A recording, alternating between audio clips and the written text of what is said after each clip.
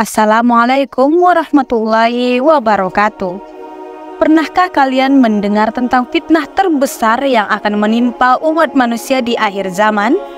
Dua nama yang selalu disebut dalam riwayat-riwayat tentang akhir zaman adalah Dajjal dan Yajuj Majuj.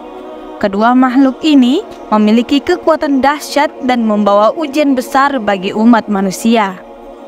Tapi, tahukah kalian bahwa Dajjal dan Yajuj Majuj memiliki peran yang berbeda dalam skenario akhir zaman? Bahkan, ada perdebatan di kalangan ulama mengenai siapa yang lebih berbahaya antara keduanya. Dajjal, sosok yang sering digambarkan sebagai pembohong besar dengan kemampuan luar biasa untuk menipu manusia. Kehadirannya akan membawa kekacauan dan penyesatan yang tak tertandingi.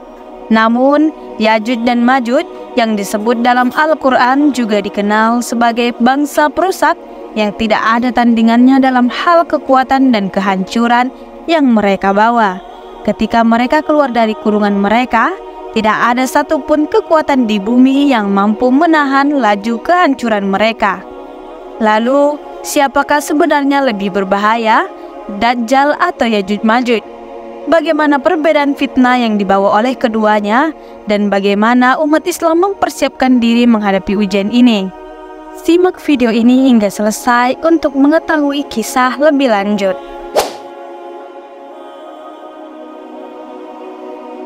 Kata Dajjal tidak secara spesifik disebutkan dalam Al-Quran, sementara Yajuj dan Majuj diabadikan namanya dalam surah Al-Kahfi ayat 94 dan surah Al-Anbiya ayat 96. Kedua makhluk ini berasal dari keturunan Nabi Adam alaihissalam. Dajjal dan Yajuj Majuj memiliki kelebihan unik yang diberikan oleh Allah sesuai dengan sifat dan karakteristik mereka. Dajjal dan Yajuj Majuj disebut sebagai sebutan untuk menunjukkan suatu bangsa. Dajjal menggambarkan kebohongan dan penipuan terkait agama dan kebenaran. Sementara Yajuj dan Majuj dikenal karena kekuasaan politik dan sifat barbar mereka yang menyebabkan mereka diakui sebagai bangsa perusak pada akhir zaman. Dajjal akan mengalami kematian karena dibunuh oleh Nabi Isa alaihissalam. Sementara situasinya tidak serupa dengan Yajuj dan Majuj. Kekuatan Yajuj dan Majuj begitu besar sehingga umat muslim yang mengakui Nabi Isa di akhir zaman diperintahkan oleh Allah untuk mencari perlindungan di bukit-bukit dan tempat tinggi agar dapat menghindari ancaman mereka. Yajuj dan Majuj baru akan binasa setelah Nabi Isa berdoa kepada Allah untuk memusnahkan mereka. Dalam hadis Nabi, Yajuj dan Majuj disebut sebagai bangsa yang sangat kuat dan tidak seorang pun yang dapat mengalahkannya. Beruntung, mereka saat ini masih terkurung oleh dinding besi yang dibangun oleh Zulkarnain sebagaimana disebut dalam surah Al-Kahfi. Ketika tembok Yajuj dan Majuj dibuka, mereka akan turun dengan cepat ke seluruh penjuru bumi. Hanya Allah yang berkuasa yang dapat mengetahui kapan dinding itu terbuka. Wallahu a'lam. Dalam buku Yajuj dan Majuj, karya sejarawan Timur Tengah Dr. Asy-Syafi'i Al-Mahi Ahmad, disebutkan bahwa bangsa perusak ini telah dikenal hampir di semua peradaban dunia kuno dengan nama berbeda-beda. Yajuj dan Majuj disebut sebagai salah satu keturunan Nabi Nuh. Mereka dan anak cucunya adalah sisi gelap dunia karena karakteristik dan tindakan mereka yang kejam, merusak, menghancurkan, membunuh dan meluluhlantakkan banyak peradaban dari era kuno hingga abad pertengahan. Mulai dari Yunani, Eropa, Persia, Timur Tengah, Asia Kecil, Cina, hingga Mesir, banyak peradaban mengalami kehancuran akibat ulah mereka. Al-Quran mengabadikan Yajuj dan Majuj sebagaimana firman-Nya. Mereka berkata, "Wahai Zulkarnain, sungguh Yajuj dan Majuj itu berbuat kerusakan di bumi. Maka bolehkah kami membayarmu imbalan agar engkau membuatkan dinding penghalang antara kami dan mereka?" Quran Surah Al-Kahfi ayat 94. Diriwayatkan oleh Rasulullah SAW, Yajud dan Majud memiliki ciri-ciri bermuka lebar, bermata sipit, berambut pirang. Mereka datang dari setiap arah. Wajah-wajah mereka seperti tameng yang dilapisi kulit. Hadis riwayat Ahmad. Kata Yajud dan Majud berasal dari kata ajja atau ajij dalam wazan yafun, yang berarti nyala api atau berjalan cepat. Tembok yang mengurung Yajud dan Majud dibangun oleh Raja Zulkarnain. Lokasi tembok ini yang terkenal berada di Derben atau Darban di pantai Laut Kaspia. Ensiklopedia Biblika menjelaskan tembok itu, Derben atau Darban, adalah sebuah kota kerajaan Persia di Kaukasus, termasuk Provinsi Dagestan di pantai barat Laut Kaspi.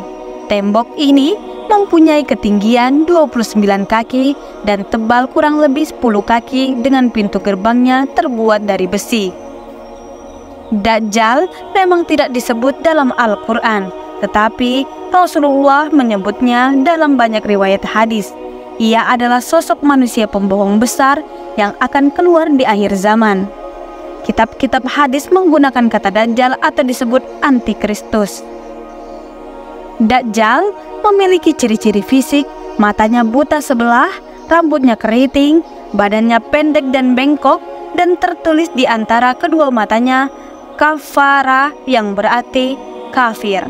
Dajjal memiliki kelebihan di antaranya dapat melakukan tipu daya sehingga manusia mengikutinya. Rasulullah SAW bersabda, tidak ada seorang nabi pun kecuali dia telah mengingatkan umatnya dari si buta sebelah yang pendusta, yaitu Dajjal. Ketahuilah, sesungguhnya dia buta sebelah dan sesungguhnya Rob kalian tidak buta sebelah. Di antara kedua matanya tertulis kafara.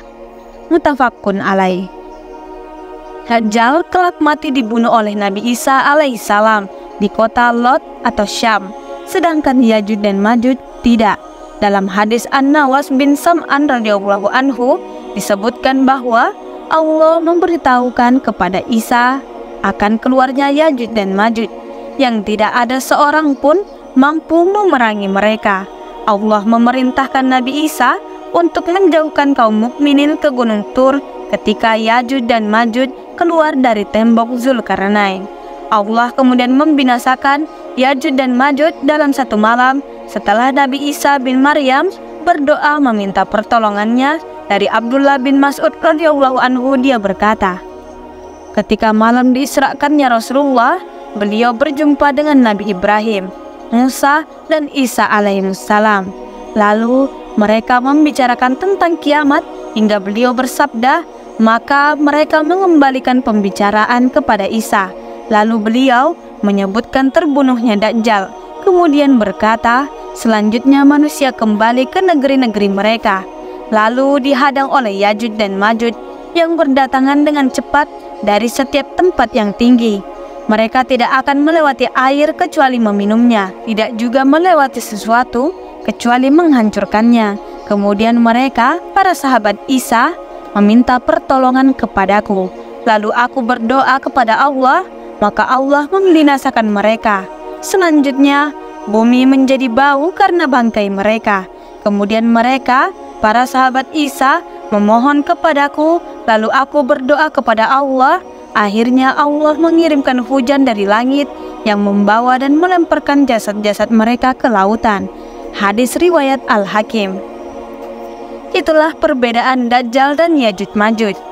Keduanya sama-sama berbahaya karena menjadi fitnah besar bagi umat manusia menjelang hari kiamat.